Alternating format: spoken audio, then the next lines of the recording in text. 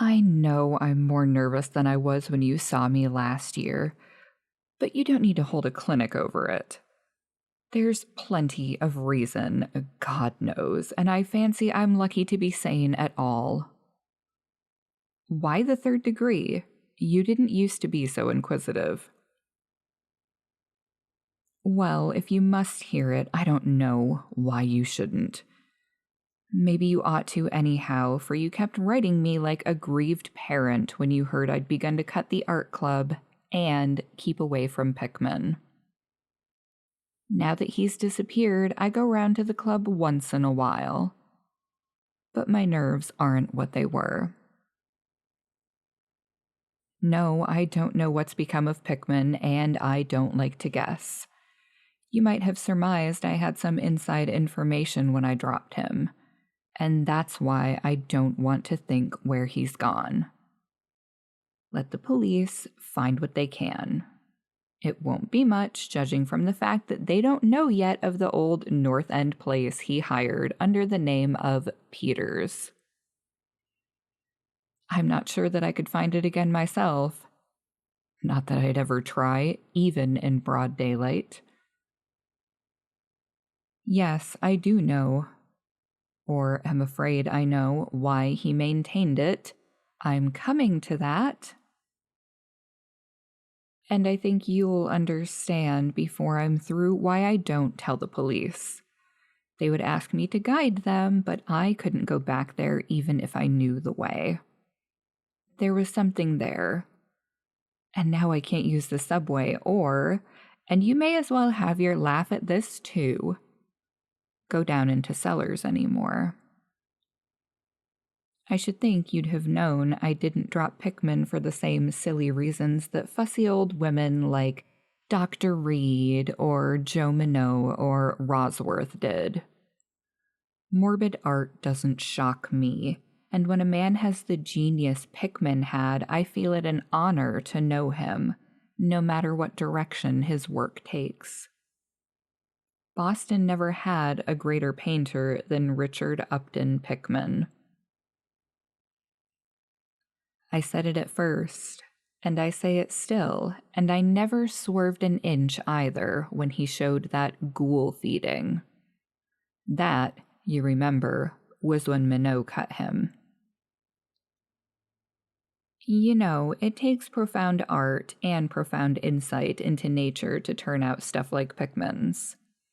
Any magazine cover hack can splash paint around wildly and call it a nightmare or a witch's sabbath or a portrait of the devil, but only a great painter can make such a thing really scare or ring true.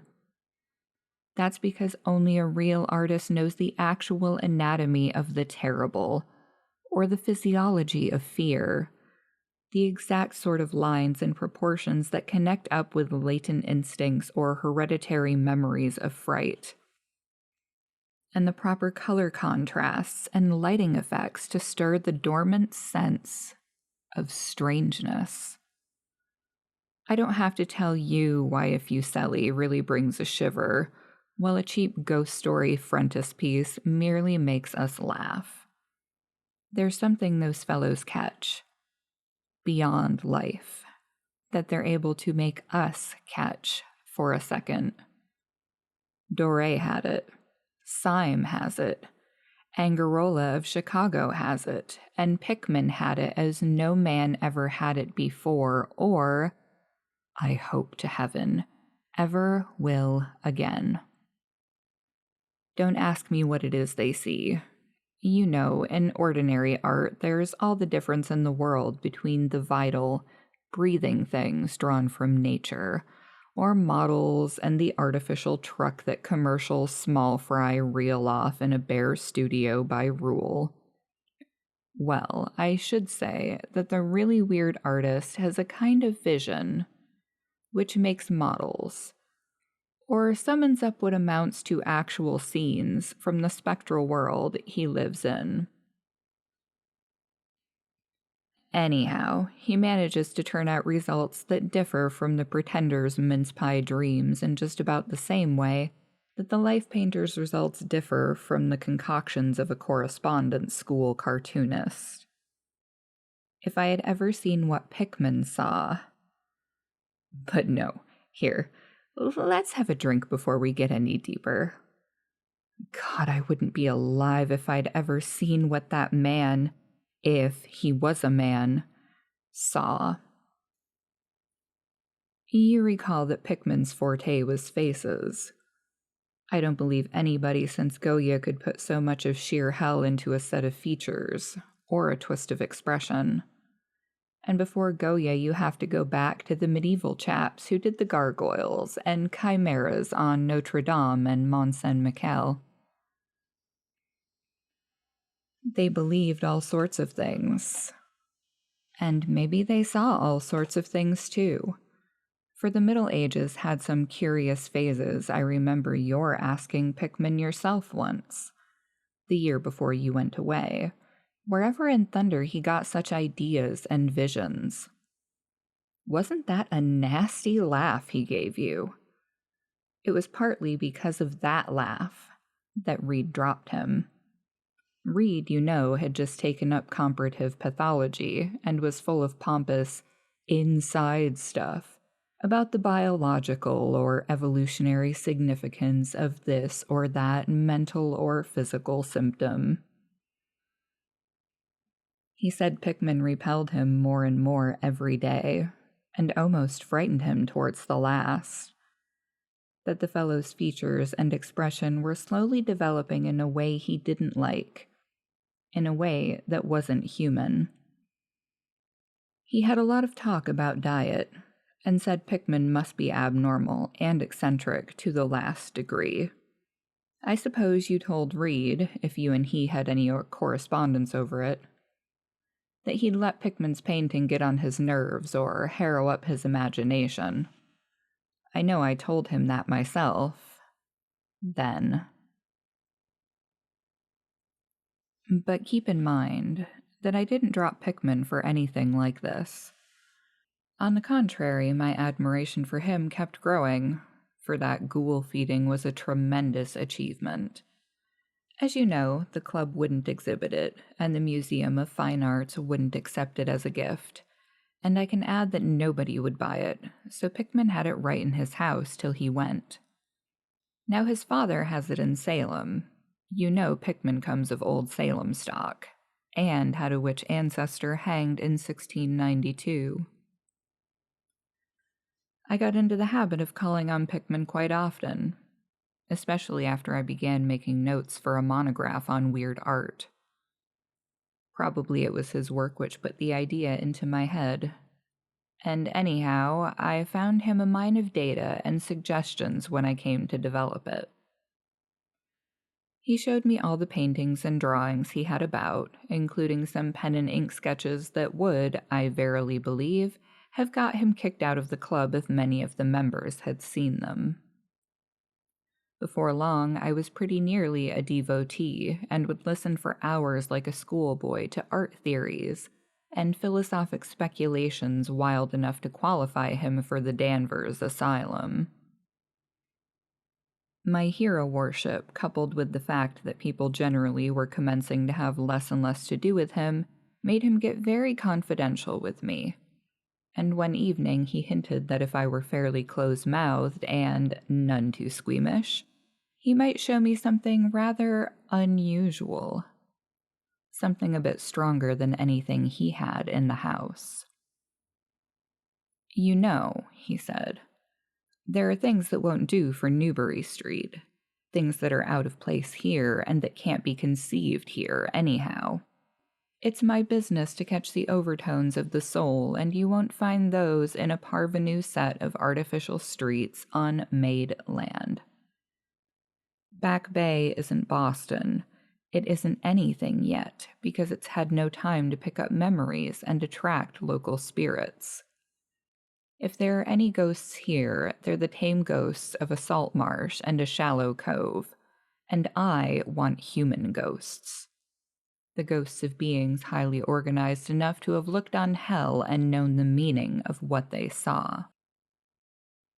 The place for an artist to live is the North End. If any aesthete were sincere, he'd put up with the slums for the sake of the mass traditions. God, man, don't you realize that places like that weren't merely made, but actually grew? Generation after generation lived and felt and died there. And in days when people weren't afraid to live and feel and die. Don't you know there was a mill on Copp's Hill in 1632, and that half the present streets were laid out by 1650? I can show you houses that have stood 2 centuries and a half and more. Houses that have witnessed what would make a modern house crumble into powder. What do moderns know of life and the forces behind it? You call the Salem witchcraft a delusion, but I'll wager my 4 times great-grandmother could have told you things. They hanged her on Gallows Hill, with Cotton Mather looking sanctimoniously on. Mather, damn him, was afraid somebody might succeed in kicking free of this accursed cage of monotony. I wish someone had laid a spell on him or sucked his blood in the night. I can show you a house he lived in, and I can show you another one he was afraid to enter in spite of all his fine, bold talk. He knew things he didn't dare put into that stupid Magnalia or that puerile Wonders of the Invisible World. Look here, do you know the whole North End once had a set of tunnels that kept certain people in touch with each other's houses, and the burying ground, and the sea? Let them prosecute and persecute above ground. Things went on every day that they couldn't reach, and voices laughed at night that they couldn't place. Why, man, out of 10 surviving houses built before 1700, and not moved since, I'll wager that in 8 I can show you something queer in the cellar.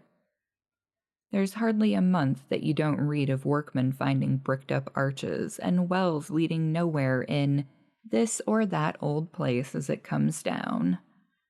You could see one near Henchman Street from the elevated last year.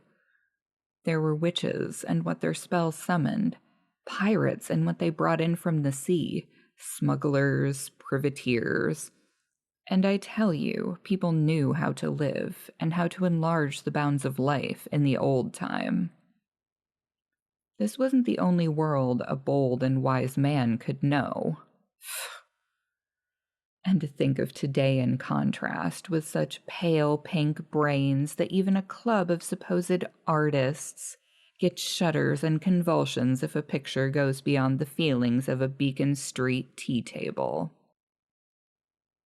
The only saving grace of the present is that it's too damn stupid to question the past very closely. What do maps and records and guidebooks really tell of the North End? Bah! At a guess, I'll guarantee to lead you to 30 or 40 alleys and in networks of alleys north of Prince Street that aren't suspected by 10 living beings outside of the foreigners that swarm them. And what do those Dagos know of their meaning? No, Thurber, these ancient places are dreaming gorgeously and overflowing with wonder and terror and escapes from the commonplace. And yet there's not a living soul to understand or profit by them. Or rather, there's only one living soul, for I haven't been digging around in the past for nothing. See here, you're interested in this sort of thing. What if I told you that I've got another studio up there, where I can catch the night spirit of antique horror and paint things that I couldn't even think of in Newbury Street?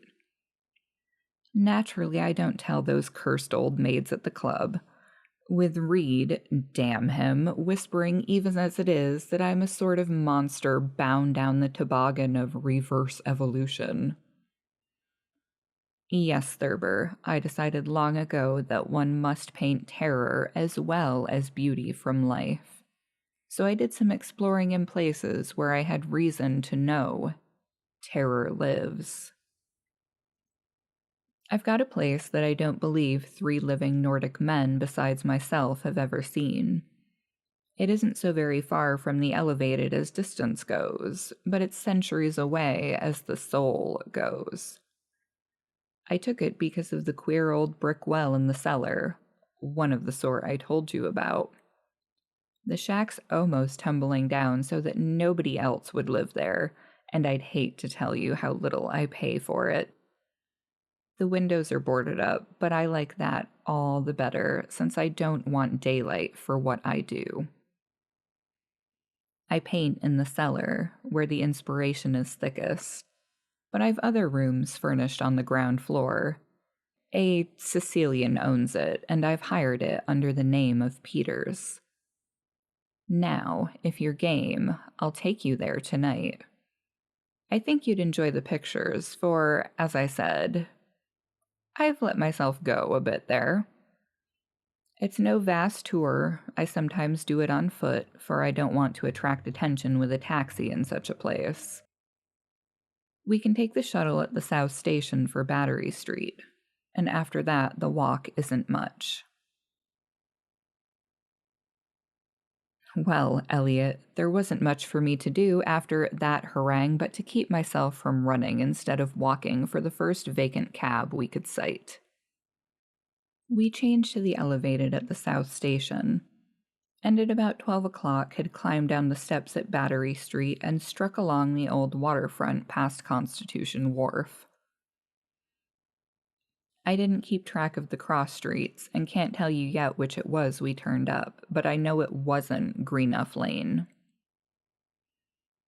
When we did turn, it was to climb through the deserted length of the oldest and dirtiest alley I ever saw in my life, with crumbling-looking gables, broken, small-paned windows, and archaic chimneys that stood out half-disintegrated against the moonlit sky. I don't believe there were 3 houses in sight that hadn't been standing in Cotton Mather's time. Certainly I glimpsed at least 2 with an overhang, and once I thought I saw a peaked roofline of the almost forgotten pre-gambrel type, though antiquarians tell us there are none left in Boston. From that alley, which had a dim light, we turned to the left into an equally silent and still narrower alley with no light at all, and in a minute made what I think was an obtuse angled bend towards the right in the dark. Not long after this, Pickman produced a flashlight and revealed an antediluvian 10-paneled door that looked damnably worm-eaten.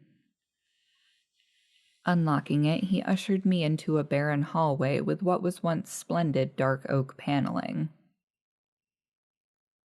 Simple, of course, but thrillingly suggestive of the times of Andros and Phipps and the witchcraft.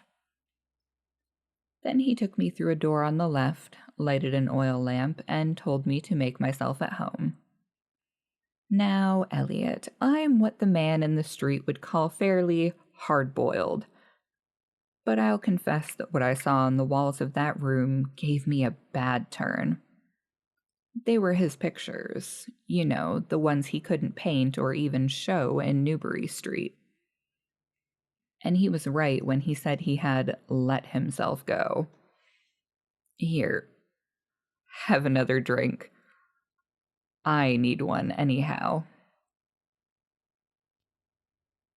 There's no use in trying to tell you what they were like, because the awful, the blasphemous horror, and the unbelievable loathsomeness and moral fetter came from simple touches quite beyond the power of words to classify. There was none of the exotic technique you see in Sidney Syme, none of the trans-Saturnian landscapes and lunar fungi that Clark Ashton Smith uses to freeze the blood. The backgrounds were mostly old churchyards, deep woods, cliffs by the sea, brick tunnels, ancient paneled rooms, or simple vaults of masonry. Copp's Hill burying ground, which could not be many blocks away from this very house, was a favorite scene.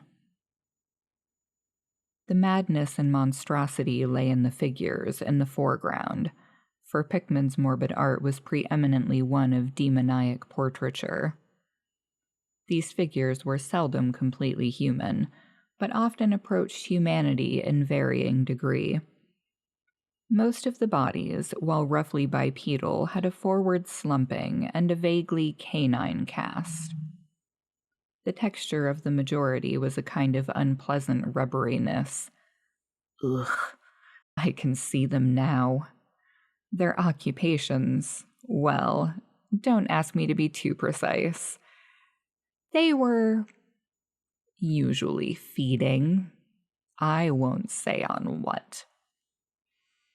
They were sometimes shown in groups in cemeteries or underground passages, and often appeared to be in battle over their prey, or rather, their treasure trove. And what damnable expressiveness Pickman sometimes gave the sightless faces of this charnel booty. Occasionally the things were shown leaping through open windows at night, or squatting on the chests of sleepers, worrying at their throats. One canvas showed a ring of them baying about a hanged witch on Gallows Hill, whose dead face held a close kinship to theirs. But don't get the idea that it was all this hideous business of theme and setting which struck me faint. I'm not a 3-year-old kid, and I'd seen much like this before. It was the faces, Elliot, those accursed faces that leered and slavered out of the canvas with the very breath of life. By God, man, I verily believe they were alive. That nauseous wizard had waked the fires of hell in pigment, and his brush had been a nightmare-spawning wand. Give me that decanter, Elliot. There was one thing called the lesson. Heaven pity me that I ever saw it. Listen, can you fancy a squatting circle of nameless dog-like things in a churchyard, teaching a small child how to feed like themselves? The price of a changeling, I suppose. You know the old myth about how the weird people leave their spawn in cradles in exchange for the human babes they steal. Pickman was showing what happens to those stolen babes, how they grow up. And then I began to see a hideous relationship in the faces of the human and non-human figures. He was, in all his gradations of morbidity between the frankly non-human and the degradedly human, establishing a sardonic linkage and evolution. The dog things were developed from mortals. And no sooner had I wondered what he made of their own young as left with mankind in the form of changelings, than my eye caught a picture embodying that very thought. It was that of an ancient Puritan interior, a heavily beamed room with lattice windows, a settee, and clumsy 17th century furniture, with the family sitting about while the father read from the scriptures. Every face but one showed nobility and reverence, but that one reflected the mockery of the pit. It was that of a young man in years, and no doubt belonged to a supposed son of that pious father, but in essence it was the kin of the unclean things. It was their changeling, and in a spirit of supreme irony, Pickman had given the features a very perceptible resemblance to his own. By this time Pickman had lighted a lamp in an adjoining room and was politely holding open the door for me, asking me if I would care to see his modern studies. I hadn't been able to give him much of my opinions. I was too speechless with fright and loathing, but I think he fully understood and felt highly complimented. And now I want to assure you again, Elliot, that I'm no mollycoddle to scream at anything which shows a bit of departure from the usual. I'm middle-aged and decently sophisticated, and I guess you saw enough of me in France to know I'm not easily knocked out. Remember, too, that I'd just about recovered my wind and gotten used to those frightful pictures. which turned colonial New England into a kind of annex of hell. Well, in spite of all this, that next room forced a real scream out of me, and I had to clutch at the doorway to keep from keeling over. The other chamber had shown a pack of ghouls and witches overrunning the world of our forefathers, but this one brought the horror right into our own daily life. God, how that man could paint. There was a study called Subway Accident, in which a flock of the vile things were clambering up from some unknown catacomb through a crack in the floor of the Boston Street subway and attacking a crowd of people on the platform. Another showed a dance on Copp's Hill among the tombs with the background of today. Then there were any number of cellar views with monsters creeping in through holes and rifts in the masonry and grinning as they squatted behind barrels or furnaces and waited for their first victim to descend the stairs. One disgusting canvas seemed to depict a vast cross-section of Beacon Hill, with ant-like armies of the mephitic monsters squeezing themselves through burrows that honeycombed the ground. Dances in the modern cemeteries were freely pictured, and another conception somehow shocked me more than all the rest. A scene in an unknown vault, where scores of the beasts crowded about one who had a well-known Boston guidebook and was evidently reading aloud. All were pointing to a certain passage, and every face seemed so distorted with epileptic and reverberant laughter that I almost thought I heard the fiendish echoes. The title of the picture was Holmes, Lowell, and Longfellow Lie Buried in Mount Auburn. As I gradually steadied myself and got readjusted to the second room of deviltry and morbidity, I began to analyze some of the points in my sickening loathing. In the first place, I said to myself, these things repelled because of the utter inhumanity and callous crudity they showed in Pickman. The fellow must be a relentless enemy of all mankind to take such glee in the torture of brain and flesh and the degradation of the mortal tenement.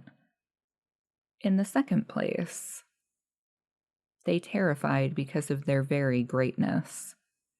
Their art was the art that convinced.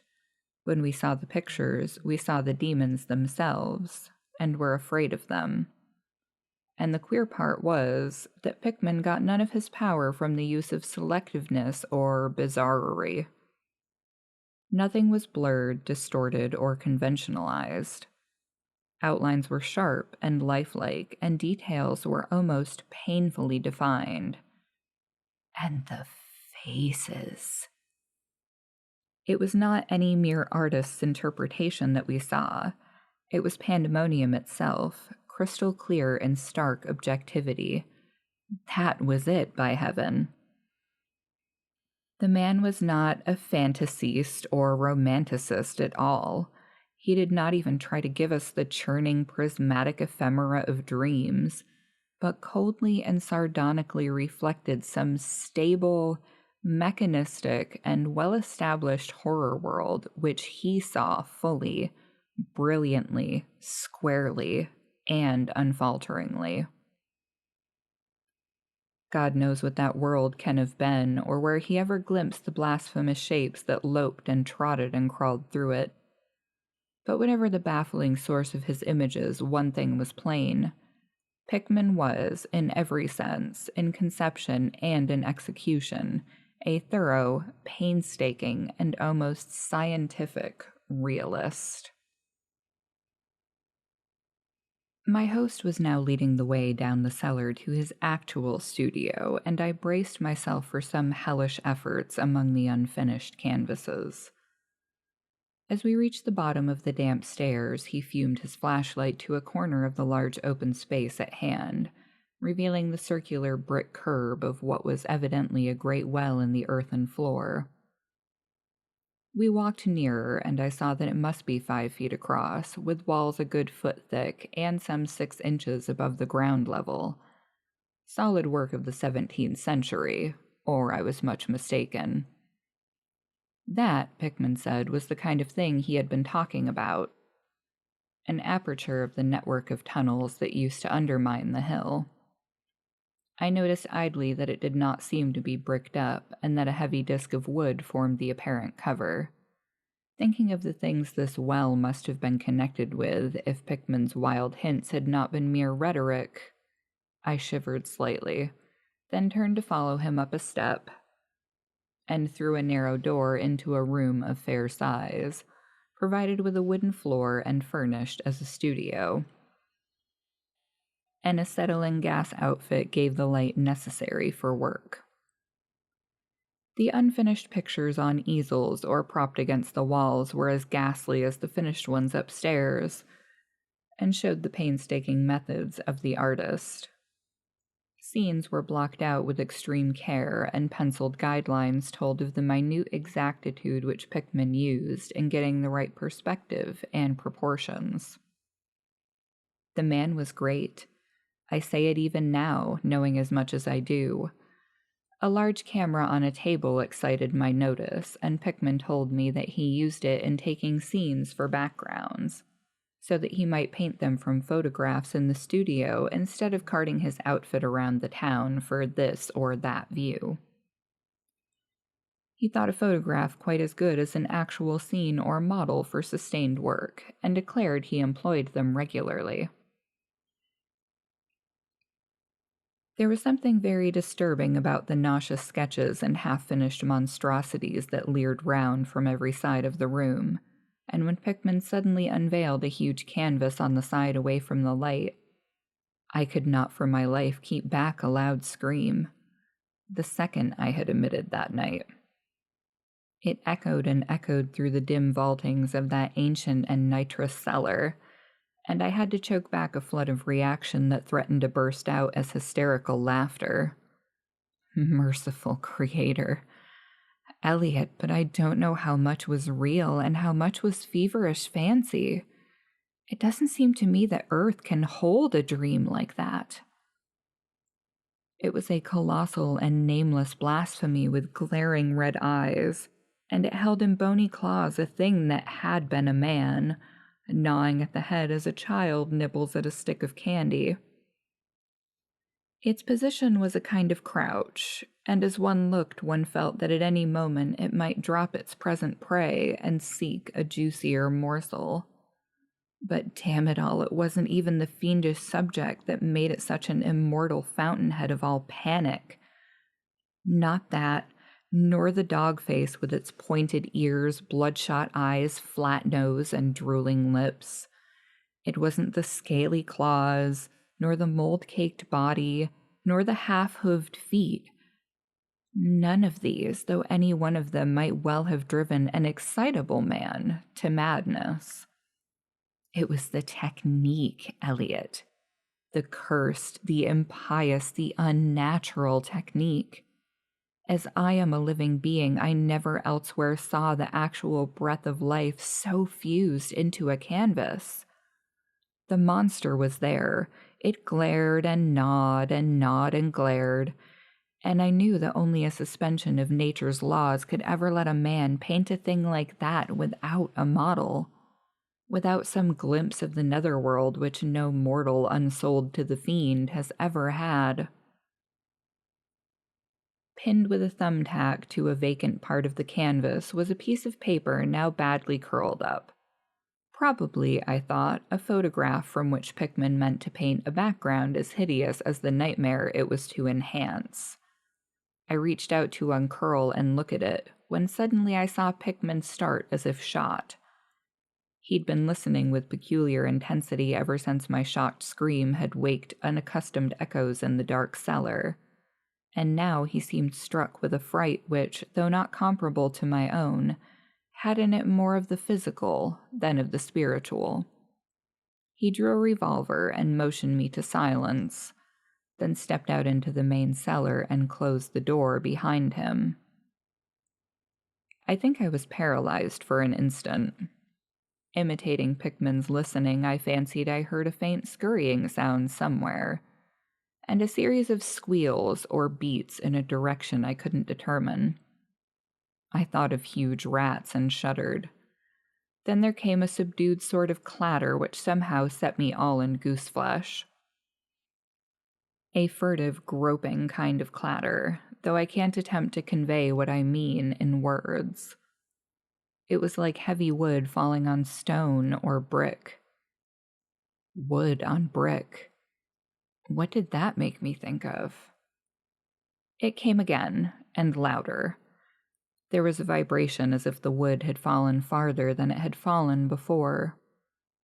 After that followed a sharp grating noise, a shouted gibberish from Pickman, and the deafening discharge of all 6 chambers of a revolver, fired spectacularly as a lion tamer might fire in the air for effect.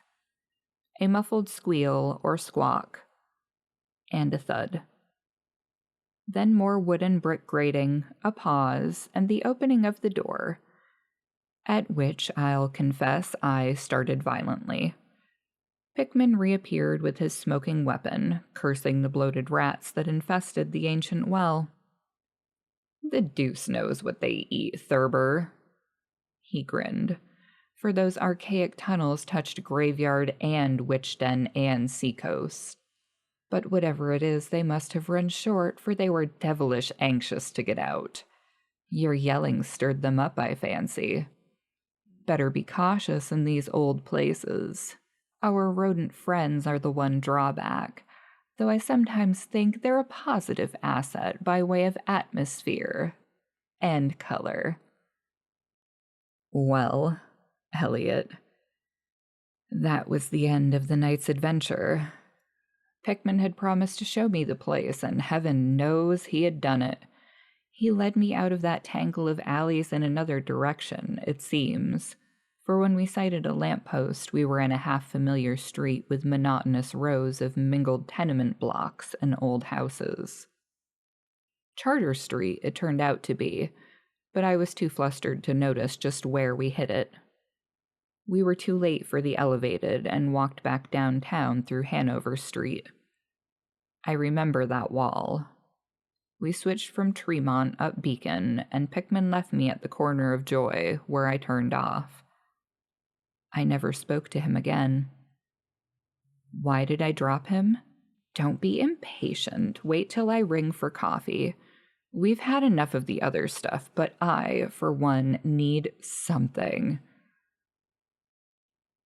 No, it wasn't the paintings I saw in that place, though I'll swear they were enough to get him ostracized in 9/10 of the homes and clubs of Boston. And I guess you won't wonder now why I have to steer clear of subways and cellars. It was something I found in my coat the next morning. You know, the curled-up paper tacked to the frightful canvas in the cellar. The thing I thought was a photograph of some scene he meant to use as a background for that monster. That last scare had come while I was reaching to uncurl it, and it seems I had vacantly crumpled it into my pocket. But here's the coffee. Take it black, Elliot, if you're wise. Yes, that paper was the reason I dropped Pickman. Richard Upton Pickman, the greatest artist I have ever known, and the foulest being that ever leaped the bounds of life into the pits of myth and madness. Elliot, old Reed was right. He wasn't strictly human. Either he was born in strange shadow, or he'd found a way to unlock the forbidden gate. It's all the same now, for he's gone, back into the fabulous darkness he loved to haunt.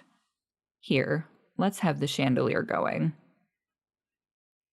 Don't ask me to explain or even conjecture about what I burned. Don't ask me either what lay behind that mole-like scrambling Pickman was so keen to pass off as rats. There are secrets, you know, which might have come down from old Salem times, and Cotton Mather tells even stranger things. You know how damned lifelike Pickman's paintings were, how we all wondered where he got those faces. Well, That paper wasn't a photograph of any background after all. What it showed was simply the monstrous being he was painting on that awful canvas. It was the model he was using, and its background was merely the wall of the cellar studio in minute detail. But by God, Elliot, it was a photograph from life.